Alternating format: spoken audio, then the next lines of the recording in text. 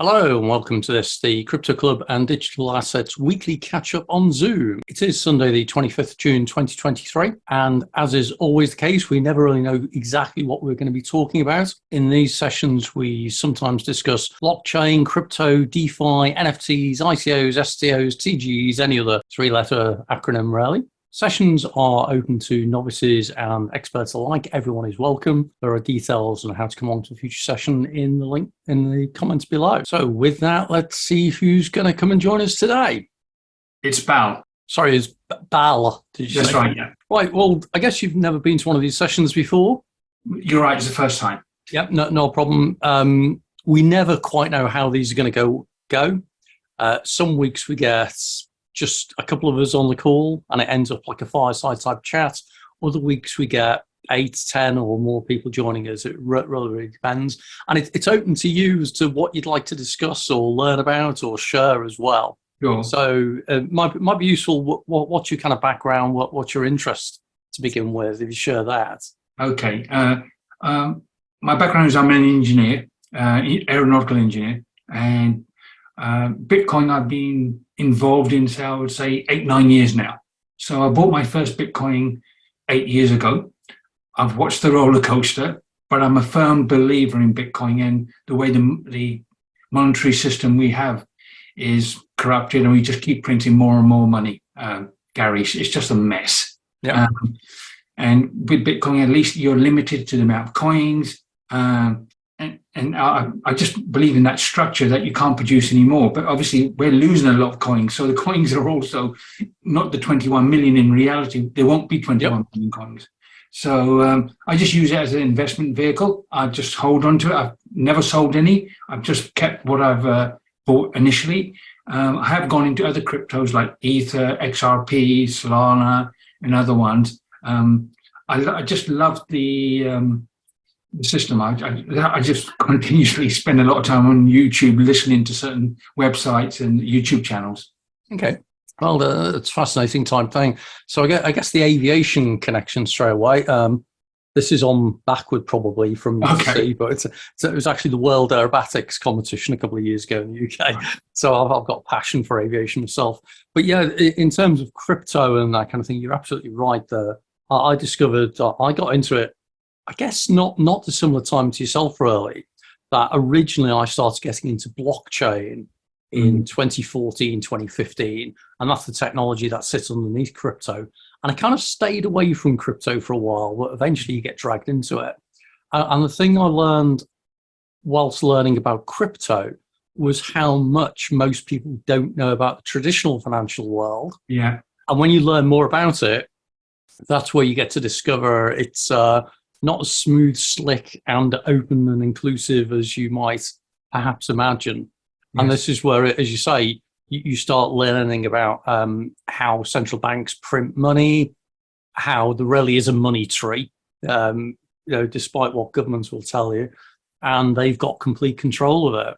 And so I agree with you, the idea that a cryptocurrency, which has got a limit on it, has got finite supply, has got in effect a natural inbuilt series of limits there. Yes. Does make it quite an interesting proposition. Yeah. But quite a difficult one to get your head around initially. Yes. But then when it clicks, it's like taking the blue pill or whatever it is. You suddenly go, oh wow, yeah. I get this now. So yeah. That's good. So what's your main interest with crypto at the moment? Is it in buying or looking at projects or what? I have two. I am. I want to get interested in mining, but mining is. I bought some Bitcoin mining companies in Canada, Hive, and there's another one that I own. So I've kept the share, as you know, like Bitcoin is so volatile, but they're producing so much Bitcoin and it's on their books, and you know, they've had a series where they actually had to sell it because of cost, buying more rigs, etc. But that's one avenue I've used that as an investment vehicle. But purely for me is to have another savings, Gary, in the sense of hopefully this thing does go to the moon, and it's an avenue for securing some money. Yeah. I mean, the mining one is a really interesting one that I had a go at mining for a short while in the days where you could run it on your own computer and it didn't Yeah, melt kind of thing. But the cost of the kit that you needed just got more and more expensive. It's interesting as well, mining, you have to be careful of who you're dealing with yeah, because sometimes companies set up and they'll offer what they call mining contracts. And some of them are legitimate, absolutely.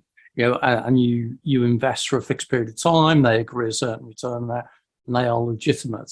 But I've seen a lot of scam type ones as well, where they'll claim that your money's being reinvested. They'll show you your crypto wallet with the numbers going up and up and up, which is great. And then at the point at which you're trying to exit, that's where there's a really high redemption penalty, or would you like to reinvest in that kind of thing. But yeah, I guess if you've been doing it for a while, and if you've managed to actually at some point convert the profits you've made into real money, as I would still describe fiat, then that's great. yeah. I mean, Gary, I probably said it wrong. I actually invest in the mining companies. I don't actually mine the Bitcoin. Okay. Because I did look at that avenue, and you're absolutely right. There was certain companies I've read a lot about, and you buy the rig off them. They would do all the electric supply. They would do everything as you said, and you'll have a wallet where you'll be able to see the cost and how much was coming in. I didn't trust it, so I never went that way. I actually bought mining companies who actually mine it themselves with their own rigs. Yeah, and that's one of the interesting things. I know some people who have shares in mining companies, and that's one way of getting the exposure. But I do caution people sometimes because I've seen a few where people think they've got shares in a mining company, and they've actually got mining contracts, and the contracts don't actually convey any rights like a share would do in some way. Right. And some of them I've known have turned out to be scams, unfortunately, where they've been saying, oh, yeah, you're earning 3% a week or whatever, which straight away is a red flag. We had someone on the call last week and he was saying, I think he was offered 3% per week. And it's like, well, straight away, that sounds a little bit kind of interesting. Yeah. And he's saying, oh, yeah, I'll give it a go, but I'll have to wait for 2 years because it's all locked up. Okay. Like, well, okay, that means you're going to spend 2 years thinking you're rich. And then after 2 years, you might be. Or it's more likely you're going to have a bit of a, I should have listened to Gary kind of thing. So anyway, let's see how we go. Yeah. Do you take a look at the crypto market in general at all then? Yeah, I'm on it's a certain website I always go into. Let me just get onto my screen. Coinmarket.cap. That's it. Yeah, that's the one I usually go onto. Yeah. Yep. Yeah. In fact, I'll even pull that up.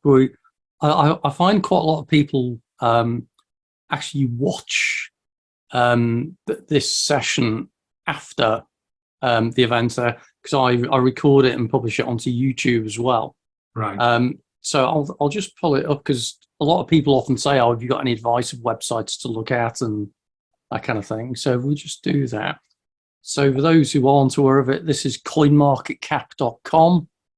And it's really useful and easy to use because it starts off straight away with what some of the cryptocurrencies or crypto tokens are that are trending, what's been added recently. But most important, the stuff I always look at is simply the top 10 cryptocurrencies. Yeah. And, Bitcoin's number one, showing it's about 30,450 at the moment, up a few percent. In fact, it's just going through a bit of a downtrend at the moment. So the last 24 hours has been some real market move. So it's saying it's up for 14% in the last 24 hours, but it's dropped in the last hour or so. For those who don't know, if you actually click on where it says Bitcoin, it does actually it drills you down a level, which is quite useful because it then takes you into the more detailed stuff, including a chart of what's going on. So this is a chart at the moment of the 1 day prices. You can drill down lower levels. I tend to find that I use this chart just as a really, really quick look at what's going on. What I tend to do when I want to look at things in more detail is if we just go back and we click on the price, it should show the markets in a moment. And I tend to go to the Binance BTC USDT, which is Bitcoin against Tether. Mm-hmm. And Tether is a stable coin that is pretty stable, and so quite reliable to use. And so when you go into the Binance site, it just gives better graphing and that kind of thing. You may well know all this, so I'm really mentioning this for anyone who's newer to this, to be honest. But again, it allows you to do things like take a look at what's happened in the last 24 hours. Or this one is the hourly chart, so we can see there's been a few leaps up. What's that, on the 20th? So a few days ago. Yeah. It went up from, what was it, 28 to, it looks like 26 to 28, so it had a lead and then it worked its way. Then it left up 29 up to nearly hit some quite significant numbers there, but went up a bit higher than that, the third one. So it actually peaked out at 31.41 earlier on today by the look of it, and then it's decayed away. So I love looking at charts. I don't always understand what they're saying, except for you've just missed out on another opportunity. It's usually the way.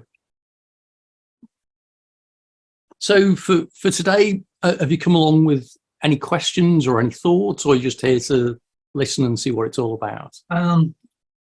I need some help on some stuff, Gary.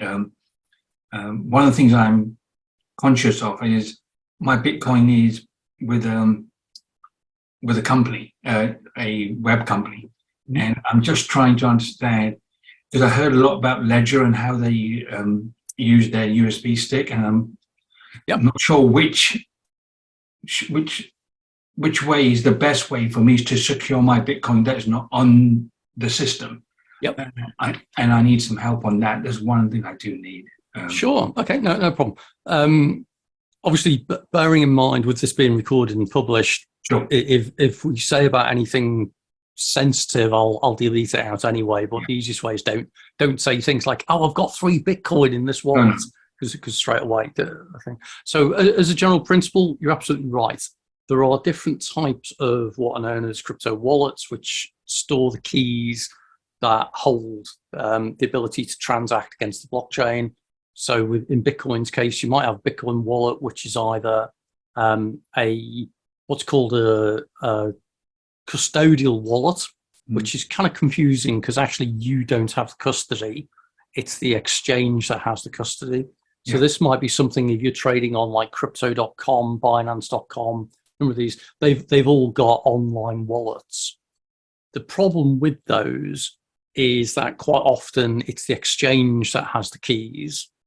And so if anything goes wrong with the exchange, you lose access to them, which is not great. The level beyond that is to have what's called a self-custodial wallet. So this might be, again, software. So it might be on your mobile phone or it might be on your computer, where this time you hold the private keys and you've got complete responsibility, which also means you've got the ability to lose it all and there's no comeback. So there's a risk with that. However, it moves you away from the, if Binance or Kraken or any of the exchanges have problems, you've now got control of your crypto. And if it's self-custody, you've got personal responsibility for it. The level beyond the software wallets is what's called a hardware wallet. You've mentioned one of those already with Trezor. Ledger. Ledger is one of the leading ones. The other one is Trezor. There are a few others who are coming up now. And this is a hardware wallet. Typically, it's effectively a secured and encrypted USB stick with password protection on it and a bit more. And Ledger and Trezor are probably the two leaders in this space and have been for a long time. Ledger just announced the new enhancements a few weeks ago. They were offering a new service whereby they would back up your keys for you and your seed phrase for you, which is great because that's one of the things that people sometimes lose. Unfortunately, the way they went about marketing that, it quickly became apparent that they actually potentially had access to your wallet. Yeah. And people kind of leapt up in horror because what they're actually doing is that they're taking they take a copy of your private key, they split it across three effectively escrow agencies. One's a UK company who provide the insurance side of things, a company called CoinCover, who UK based, Lloyd's of London registered and everything, so got great credibility. Another is a US escrow agent, I think it is, and then I think the third one is Ledger. The problem with that is if you split a key up and start sharing against multiple parties, that's then additional threat vectors where it can be stolen. So that's not great. And then Ledger acknowledged that they also held, I think it was a master key that was on each of these wallets. So if you broke into a wallet, you could get into things. The end result, the short thing, is that it introduced a whole load of new risks and that kind of thing. So my suggestion for now is that Ledger and Trezor are probably still the best options. Okay. To be honest, despite them getting publicity, because Ledger were offering this service only if you sign up to their recovery service. So, you know, it's unlikely that they're going to go and hack your firmware and that kind of thing. But the problem that they had the other week, it was more of a, I would describe it as a PR disaster in that what they went public about, they went public for the right reasons. They said, oh yeah, we do this, X, Y, and Z. But they actually probably didn't think through what the consequence of those messages were, of how they describe certain things. So they inadvertently shot themselves in the foot by trying to do the right thing. But in terms of as a form of security, at the moment, it's as good as any. I'm working with a company in the States with another solution. We're not quite live with some of it yet. We're doing some early testing. That will likely be much, much better than anything that's on the market at the moment.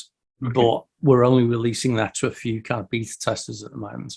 Once that comes out, happy to share more details. Okay. All right. Yeah, because I've seen some, like you can put it on your phone. There's lots of new items coming on the market. Obviously, in Ledger, with this issue, as you said, lots of other companies are highlighting their particular software stroke wallets now. Yep. Yeah. The other thing as well, and this is where the stuff I'm helping the team on is about securing the entire environment. So for the likes of you and I as individuals, you know, you've got a specified risk, you've created your wallet, this kind of thing. For the commercial type things, so, you know, the hedge funds and the exchanges, they need to secure the entire environment, because it's all well and good creating a private key on your PC and storing it somewhere. But what happens if that PC's been hacked and has been compromised? You know, so we've developed some capabilities to totally lock down the computer, lock down the mobile, lock down the ability to transact with other devices and all that kind of thing. It's all fascinating stuff. Okay. But for most consumers, all you want is to be safe and for it to be easy enough to use. Because that's the other thing. If it's too hard to use, you'll either lose your crypto by doing something wrong, or you won't use it for fear that you're going to lose your crypto for doing something wrong. Yeah, so, and that's the point I'm at, Gary, is that I'm frightened. I don't want to lose. I don't want to be one of those people who actually lost the actual crypto because I didn't do it correctly. And that's what scares me. So the main things definitely is, as soon as you can, get your crypto keys onto your own wallet.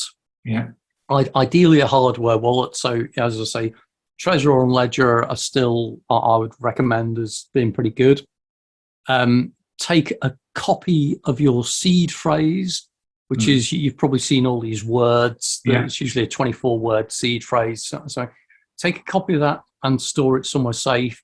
Do not do what some people do, which is they write the seed phrase down in an email and send it to themselves. Okay. A lot of people have done that with the likes of Gmail, and hackers have sussed this. So if they hack your computer, they've got access to your Gmail, and they just take a look through your Gmail to see anything like a message in draft that says, you know, seed phrase here type thing. So that's not a great thing. So that's one of the things to avoid. The other thing as well is never, ever click on any links to any crypto sites. So if you've got an account with, let's say hypothetically Binance, Yeah. if you get an email at some point, and the classic one is you get an email from Binance saying, we've had a security breach, you need to log in immediately and change your password. We're really sorry about that.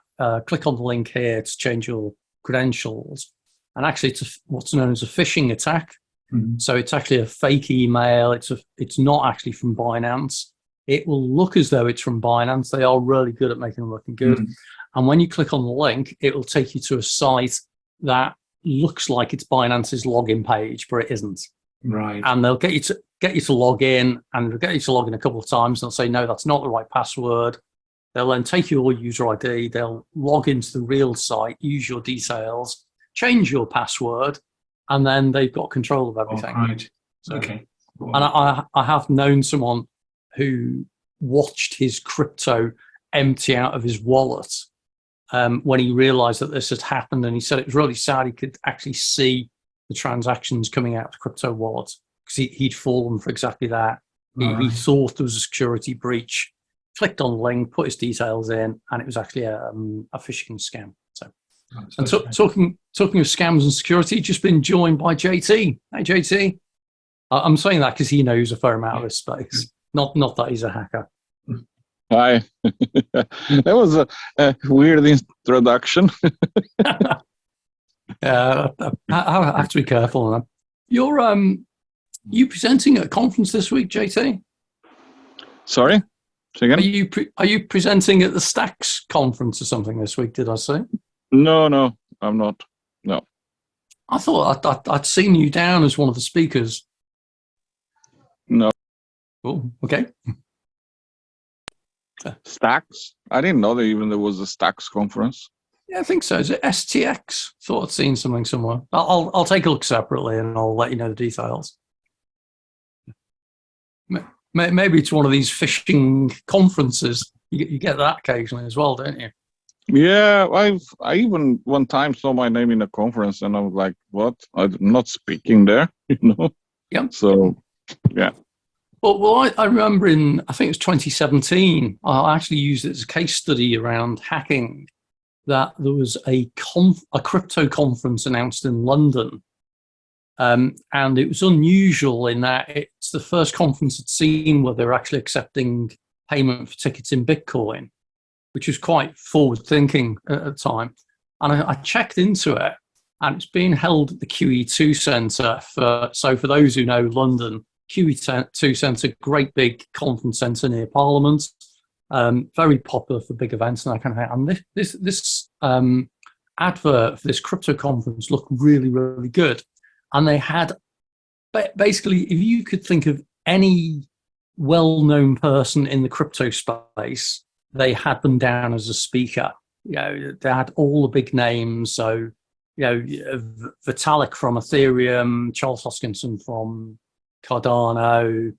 They had Roger Ver from Bitcoin Cash. I think they had Tony Vayes talking about Bitcoin. So it sounded like it was going to be an amazing conference. So I reached out to a couple of the people who I knew that I had down as speaking and said, really looking forward to this conference. And they said, what conference? So JT's probably just gone offline now to go and find out where he's meant to be appearing. Yeah. And it turned out it was actually a scam.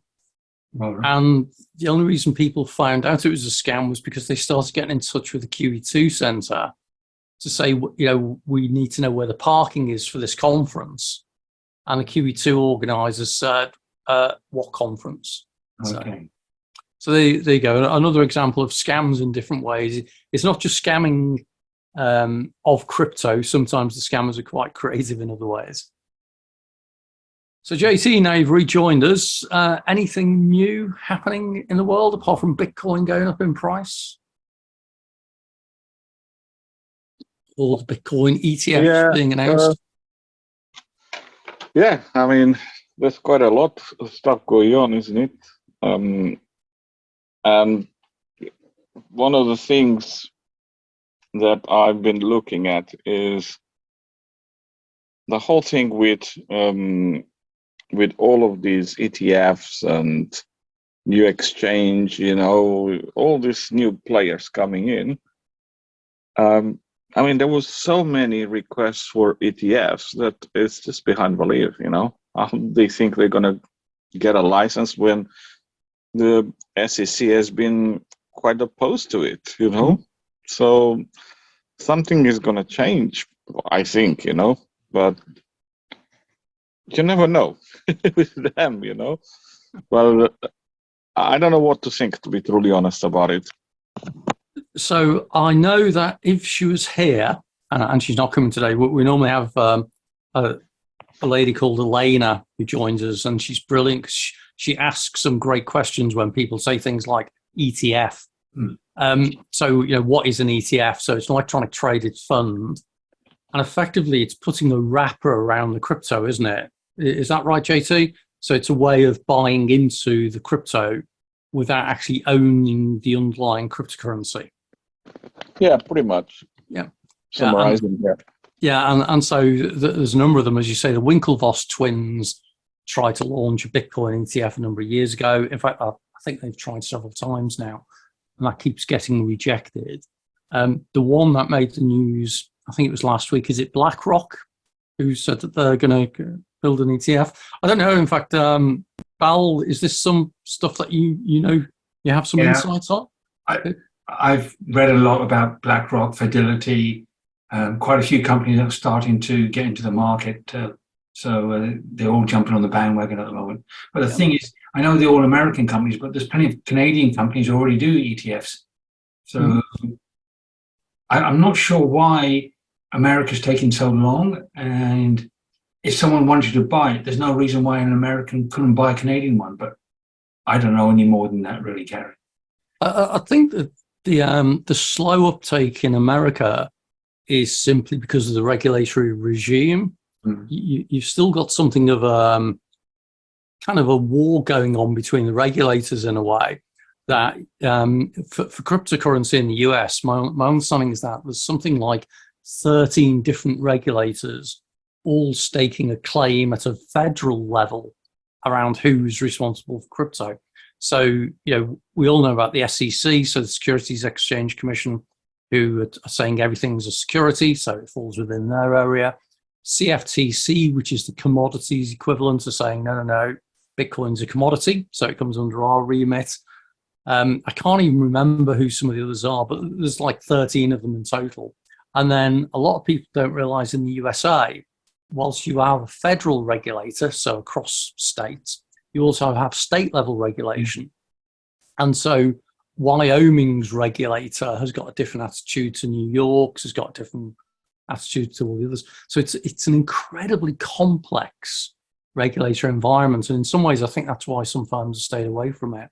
Whereas Canada, okay, you've got, is it 13 provinces? That's right, yeah. I'll show my ignorance. I've got the numbers wrong. And so at least that's less than 50 or 52. And they do seem to be a little bit more crypto friendly. Yeah. But people often talk about like moving into the US market. And I keep trying to tell them the US market is not a single market. It is so all over the place. So, but it's a big opportunity, and the big players, as you say, like BlackRock, Fidelity, all that, they're all have their operations there. Yeah. The only thing with Canada is that when they had that truckers, the government tried to take the Bitcoin off them then, didn't they? So that's the only thing I didn't like, is how governments like that tried to take Bitcoin off them and to try to block their accounts. Well, what was interesting with the Canadian truckers incident was that the governments managed to get the banks to freeze their fiat bank accounts so that they couldn't get cash out of the ATMs. Now, when you go down the route of a government being able to freeze people's money in bank accounts because they hold a different political opinion to you, because the truckers, as I understand, have got a right to protest. It's not illegal, so they weren't breaking the law. This is where crypto, when people sometimes say, well, what's the point of what's the difference between crypto and the other thing that's in the news at the moment is CBDCs or central bank digital currencies? And they go, well, what's the difference? It's all digital cash, isn't it? It's like, well, CBDCs by their name are central and run by a bank, and so can be frozen, secured, monitored, observed, censored, all this kind of thing. Whereas cryptocurrency is much harder to do that, if at all. So interesting. It is. So I don't know if we're going to have anyone else join us today. It's a lovely warm evening in the UK. So makes change. We often have people on from the States, from Middle East, and occasionally Australia as well. So it makes a change to just have people. JT, I'm assuming you're actually in the UK at the moment.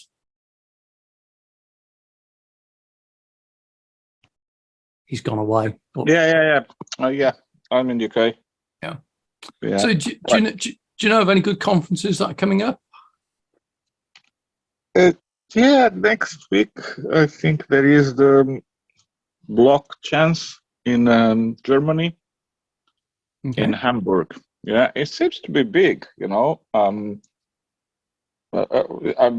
lot of people have been asking me if I'm going. I don't have time here, but it seems to be quite big. But you never know, you know. You know, it is when it's when it's a bull market. Yeah, going to conferences is good. You know, there's a lot of people. I've been to a couple recently, and it wasn't that good. You know, and so they used to be quite great. You know, but during a bear market, I don't know if we are in a bear market. I don't think we're in a bull market. I think we are kind of in the middle, unknowns. So it's weird, you know. So you never know what to expect from conferences. The only thing that ever bothers me is when you're in a market where the prices are rising, you get absolutely everybody piling in, trying to come up with unique things, which usually they're completely unique ideas that I've not heard since the last conference and the previous conference and that kind of thing. And a lot of them are fresh people coming into it, are really excited, and don't actually understand necessarily what it's all about, that kind of thing. And there's a lot of scammers come in as well. And so you have to kind of be careful when the market's frothy and lively, there's the bigger chance that there's going to be scammers out there taking advantage of the opportunity.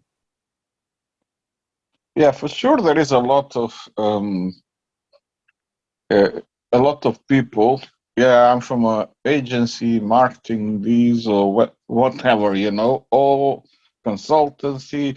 There's lots and lots and lots and lots if you go to conferences now. Yeah, you very rarely see some top speakers or VCs, but you know the market is dried of liquidity. Yeah, so VCs, they don't have money to invest, and the ones who have, they kind of are going kind of on holidays, if you know what I mean. So you're right, you know, a lot of the people that you see then around in these conferences are people who probably need to be careful with, you know. I think that's it. I'm always suspicious that you get a lot of people coming out of the woodwork, and it's like that just doesn't sound quite so good. Yeah, and a lot.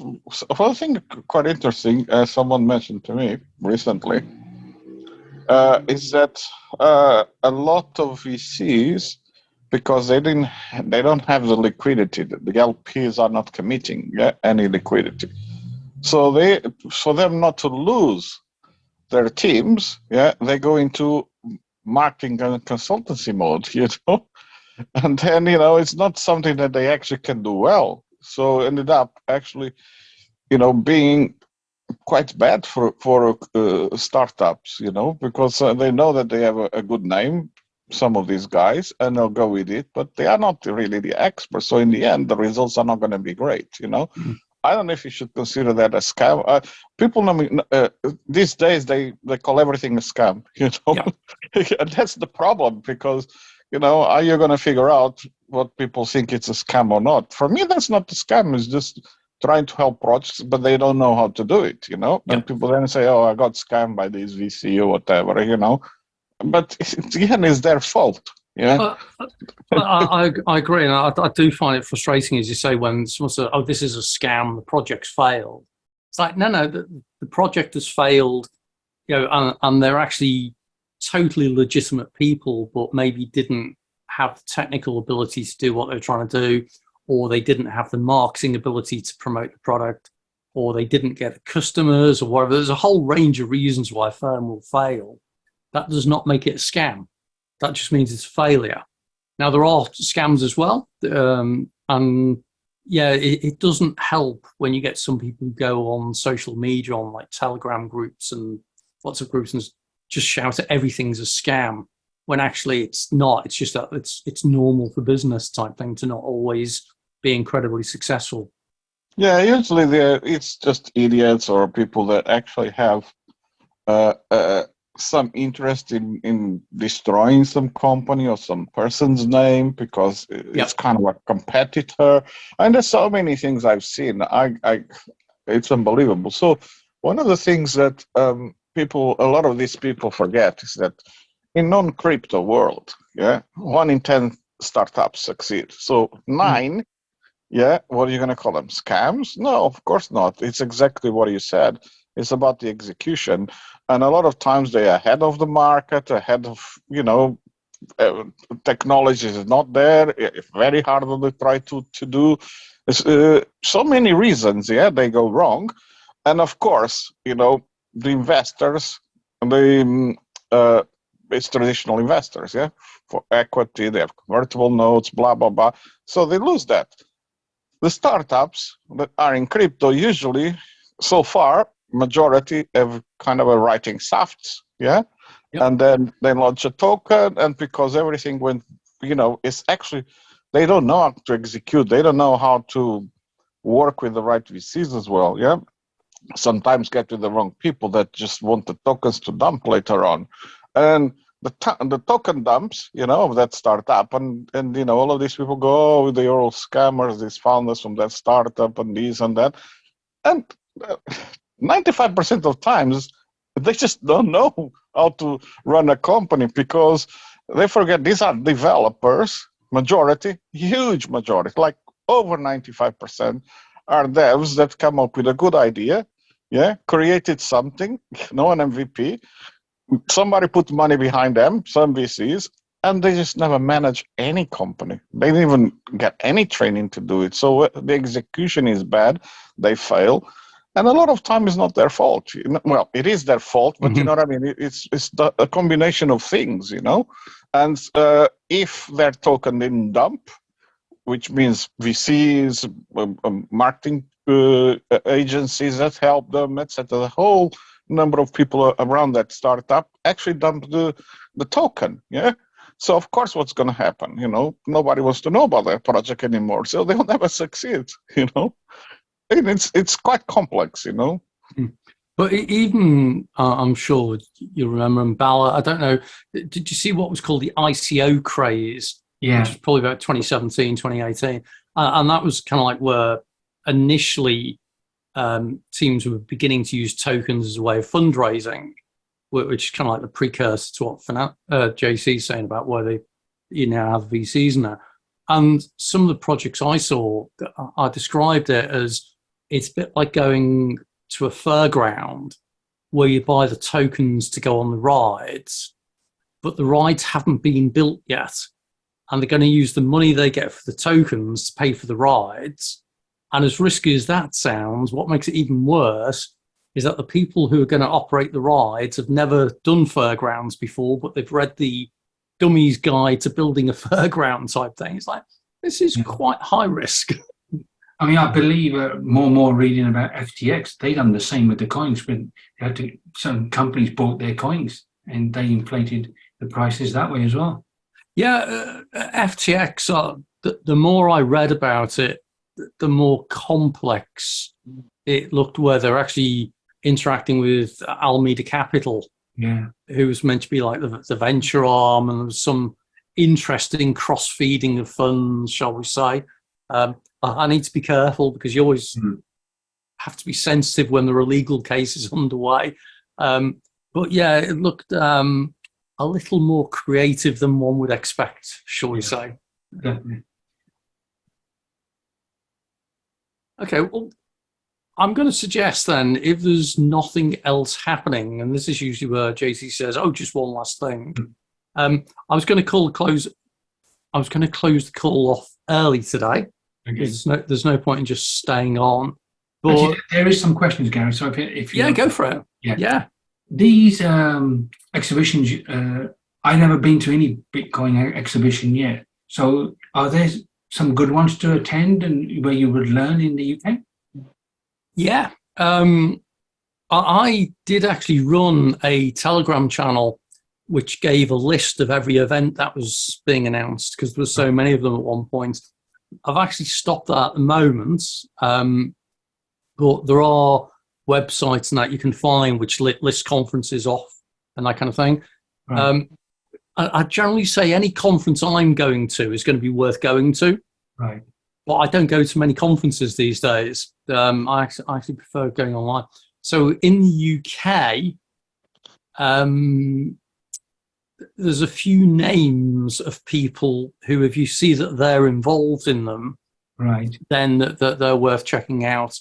Offhand, I would say anything run or involving Eric van der Clay. I'm just going to write these down. Sorry. Yeah, or in fact, even better, if you connect with me via LinkedIn. Yeah. And you can just find my details. You can just Google Gary Nuttall Emerging Technology, and I'm up the whole of the front page. Find me on LinkedIn, just reach out. I can give you a list. But certainly anything that Eric is involved in is usually pretty good. Anything that has got Toby from Novamin sites is usually good, because they're like a research firm who do a lot of stuff in the crypto space, and they either get involved in conferences or get sponsors and that kind of thing. Anything that James Bowater with Crypto AM is involved in is usually pretty good. They're probably three of the best ones. I run a couple of other groups. I run a blockchain digital assets meetup group, which hasn't physically met for a while, so I've now kind of like folded it in a way into this group. But yeah, I'd say just keep an eye out, because there are usually a few conferences, more and more that are happening around Europe, as JT says. There's one in is it Hamburg? Did you say next week, JT? Yeah, Hamburg next week. Yeah.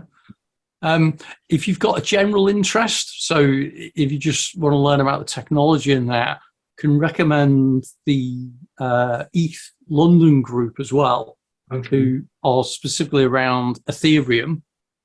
But they've got a great community, and they get people sometimes from the Ethereum Foundation or Polkadot or whatever coming along, and they used to have some great events in London.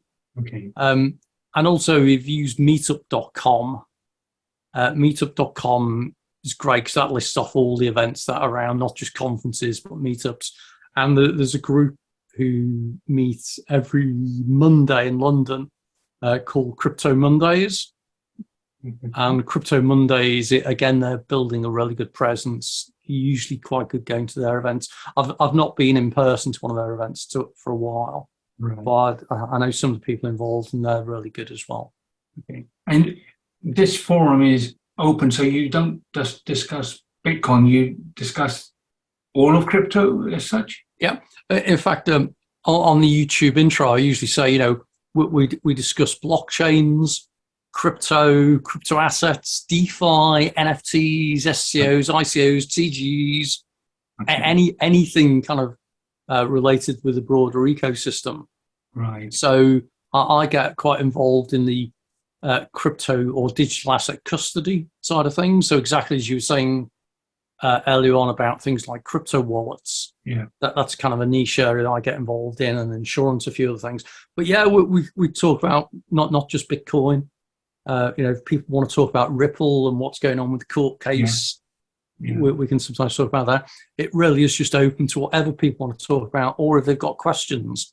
Okay. So talking of which, did you say you had some more questions? Yeah, I mean, I don't know with the UK with crypto. Sometimes the government say we're pro crypto, and then behind the scenes they're doing certain things to not make it that friendly. But there seems to be the Far East, Singapore, and those certain Dubai, and you hear a lot about Dubai now being very open and very about friendly with crypto, and it's just, I don't know. It seems funny that.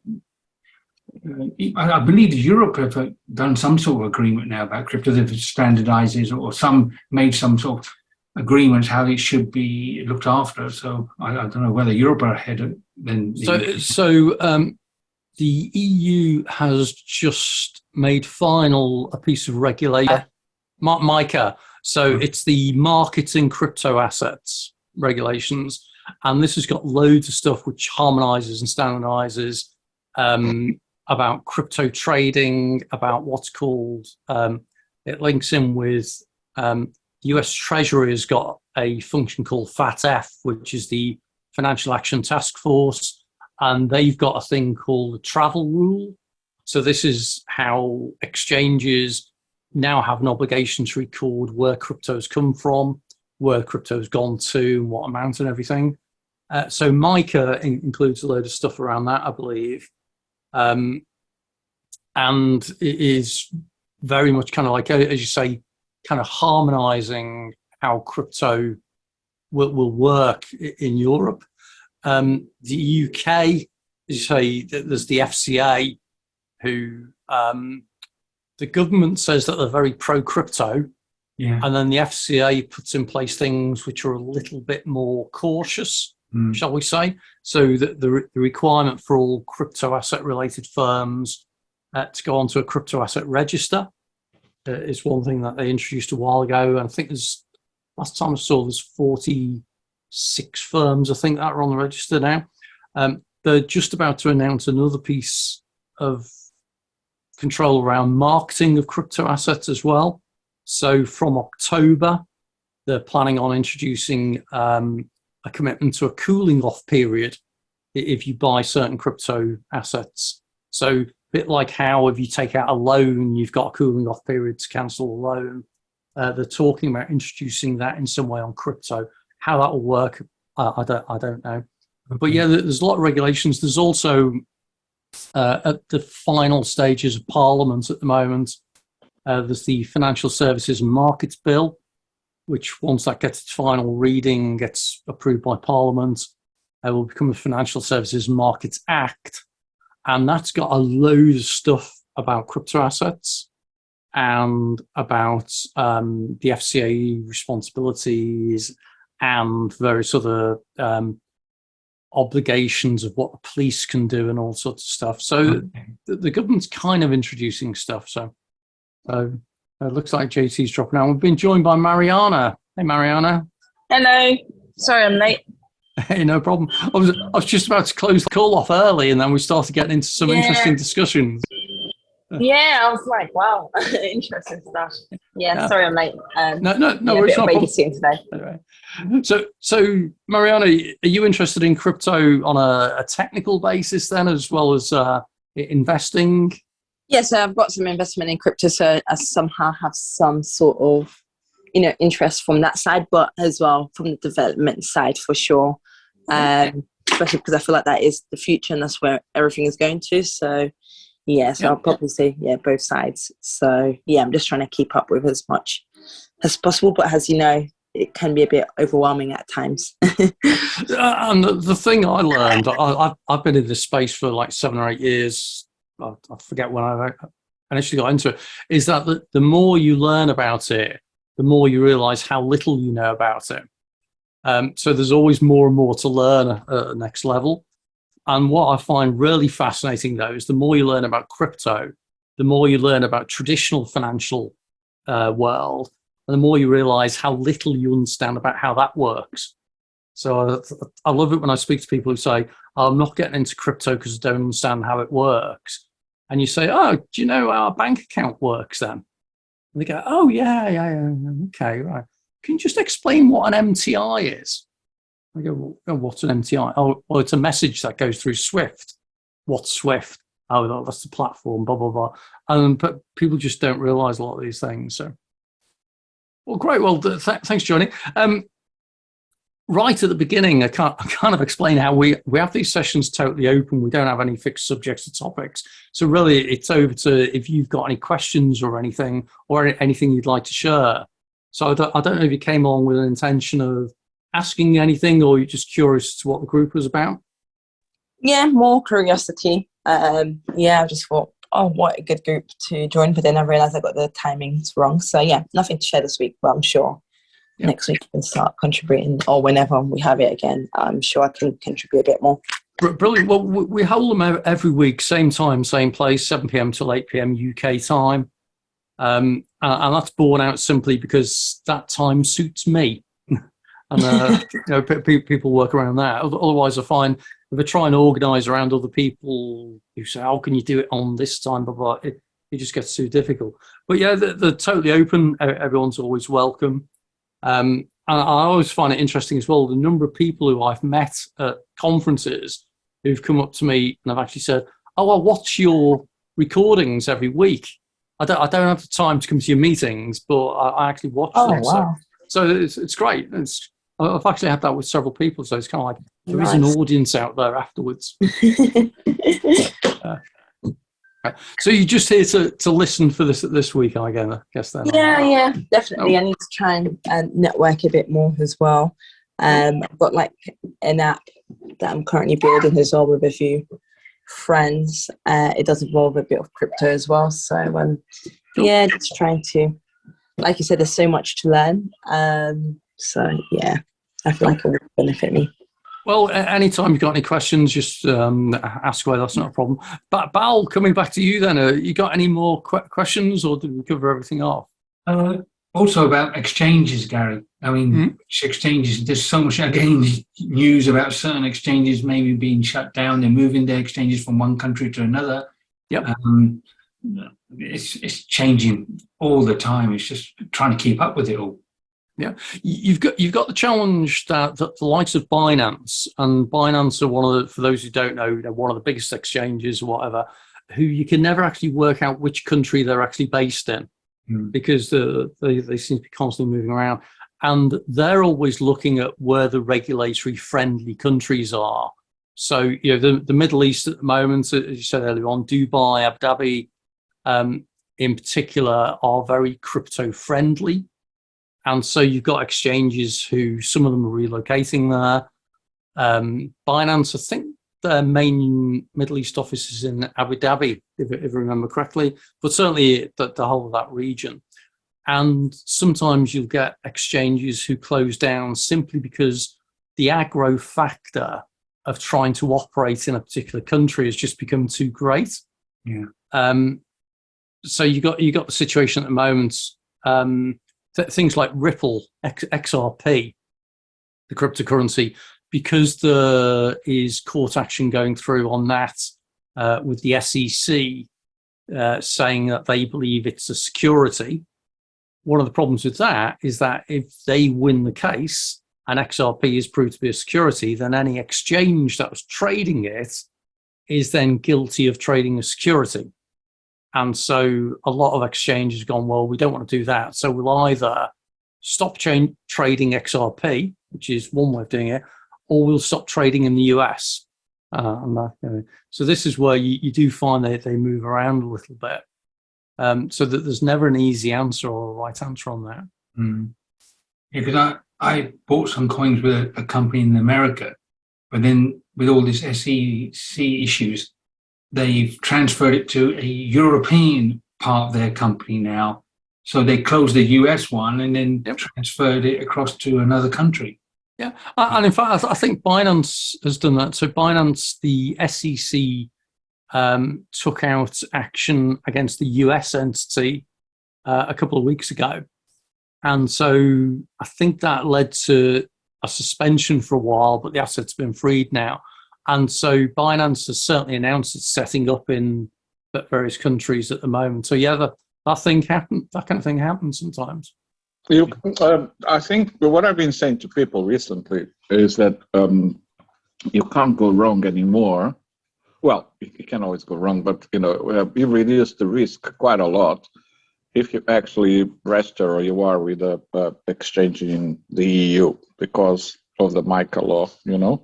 Okay. Of course, it is going to take, I think, 12 or 18 months. I can't remember the period that they give to people to register. So in the next 18 months, it could be well off. It could be, well, they could actually go bankrupt or they could do some bad stuff, but, they have now to complete. So over time, I think, you reduce the risk by having an account on an EU exchange. And hopefully, UK seems to be going the same direction. So hopefully we will be okay as well, yeah? I was going to back JT up on that and go further. If you're in the UK, it's probably worth seeing if you can register with a UK crypto asset registered exchange. Archax, for example. Yeah. So our Archax, great company, and this is not a promotion of them or anything, but I've met a number of the team, always very impressed with them. They are UK regulated. They went through a funding round recently and are building up quite nicely. There's a few others that are on the crypto asset register. Probably worth checking them out. Sorry, could you spell that? Sorry, I didn't. So rather than me give the names of the companies, sure. Okay. I would say go to the UK FCA crypto asset register. Right. And they actually publish a list of every company that is approved to be on that register. Okay. So that can be a really good starting point, because at least they're registered. It doesn't offer any protection. So it's not like in a bank in the UK, if the bank goes under, you're protected under the FSCS scheme. Yeah. It's not that. It's just that they are registered, so that's a start. Okay. And as JC about says, risk, if you're in yeah. So if you're in Europe, then MiCA is introducing regulations around registered firms as well. Yeah. Thank you. Okay. One more thing before you close. This week, what I found really funny was that ETF, Valkyrie or Valkyrie, I can't even spell it. Valkyrie, yeah. Yeah, Valkyrie, that are registered with the symbol, brr, like a printing machine. That was so funny. Well, that's why I said it's the symbol for the crypto winter. Yeah. Very cool. That's good. Excellent. Right. Okay, folks, it's time we have to finish now. I always try and close these off on the hour. So for those who've not been before, thanks for coming along. Hope you enjoyed it. Hope it was interesting. I'll definitely be interested in hearing more about the stuff that you're working on in the future in a broader sense. Val, hope you enjoyed it. And JC, thanks for the input in that.